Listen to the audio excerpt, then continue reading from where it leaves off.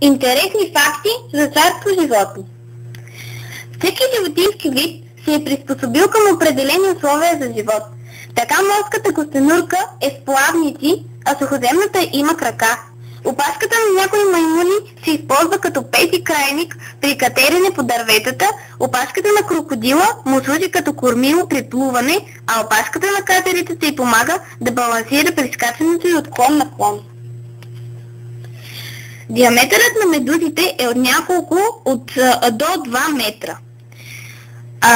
Диаметърът на медузите е от няколко сантиметра до 2 метра, а пипалата на някои достигат до 30 метра. Има медузи, чиято отрова може да причини смърт на човека.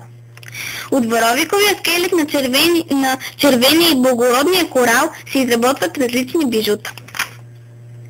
Големия бариерен риф е дълъг повече от 2000 км.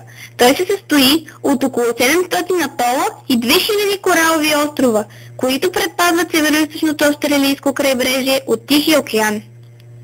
В Черно море живее и медуза, която достига 60 см в диаметър. Тя не е опасна за човека, но при допир може да причини парене, сърбеж и зачервяване на кожата. Ресничестите червеи имат способност да възстановяват отстранени части от тялото си. Осъществява се регенерация. При повечето кръгли червеи органите са изградени от строго определен брой клетки. Например, мускулатурата е съставена от 200 клетки, нервната система от 200, а епидермисът от 120 клетки. След ембрионалния период тези клетки престават да се делят, поради което не може да се извършва регенерация. Свинския глист ежедневно снася до 200 000 яйца, а за една година около 27 милиона яйца.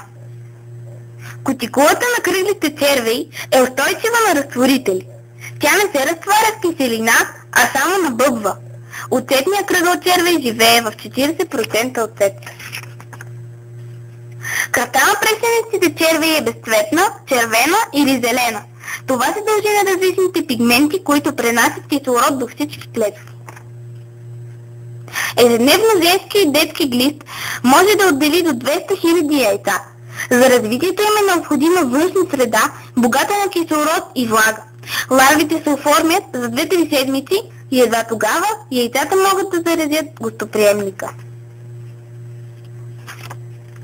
Някои насекоми полагат грижи за поколенията си. Паразитното насекомо Афидиус снася яйцата си в телата на листните въшки. Така той осигурява храна на ларвите си след излюпването им. Сред ръкообразните най-голям вид е гигантският крив рак, който достига 3 метра при разтворени крака. Той живее край японското крайбрежие. За да се предпази от изяждане, мъжкият при някои видове паяци преди копулацията поднася на женската като подарък умотана в паяжина плячка. Медоносната пчела за едноминутен полет размахва крилата си около 12 000 пъти. За получаването на 1 кг мед, медоносната пчела би трябвало да работи 16 години. Обикновено от един кошер се събира около 20 кг мед, но има и рекордни добиви от 60 до 100 кг. При тропическия вид мравки войници, работничките са старши войници и обикновени. Старшите имат клещовидни челюсти и могъщо жило.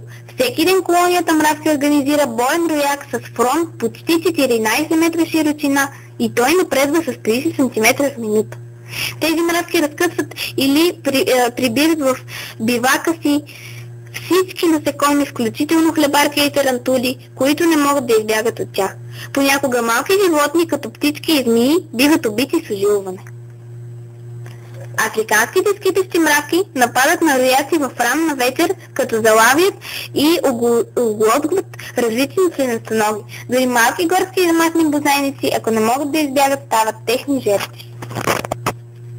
Главоногите могат да сменят цвета на тялото си благодарение на наличието на клетки с червени, жълти, сини и черни пигментни зърна.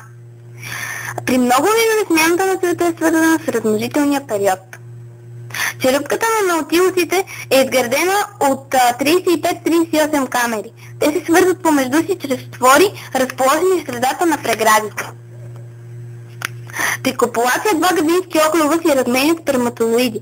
Това се предшества в брачни игри с изстрелване на варовикови и любовни стрели.